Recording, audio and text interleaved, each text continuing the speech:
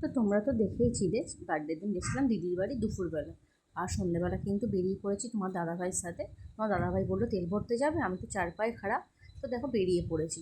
আর রাস্তায় যেতে যেতে দেখি না এখানে সবাই বাঁক নিয়ে যাচ্ছে, যেহেতু শ্রাবণ মাসের এটা লাস্ট সোমবার, তাই দেখো সবাই বাঁক নিয়ে বেরিয়ে পড়েছে।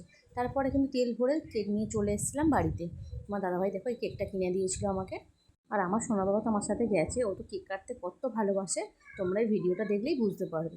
এই দেখো কেকের সামনে বসে পড়েছে ছুরি নিয়ে ও কাটবে বলে। তো দেখো আমি বলছি বলে কেমন করে দেখছে আমার দিকে। তারপরে একটু কেক কাটিংয়ের আগে সেলফি তুলবো না সেটা আবার হয়, তো সেলফি তুলে নিলাম, তারপরে কিন্তু হ্যাপি বার্থডে বলতে বলতে কেক কাটিংটা করে নিলাম। আমরা তিনজনে মিলে, তোমরা কিন্তু সবাই আশীর্বাদ করো আমরা যেন সবাই ভালো থাকি। তো কেক কাটিং করে একটু কেক খাইয়ে দিলাম, আর তোমরা কারা কারা কেক খাবে চলে এসো। তারপরে আবার একটু কিন্তু সেলফি তুলে নিলাম। নেওয়ার পরে কিন্তু এবার দেখো সোনা বাবা কী করছে, এই যা, happy birthday to you, happy birthday to Piyam. কী হলো, কাটো কেক কাটো। মানে কেক কাটতে ভাল লাগে, তোমার জন্য বড় কেক আনবো, ঠিক আছে।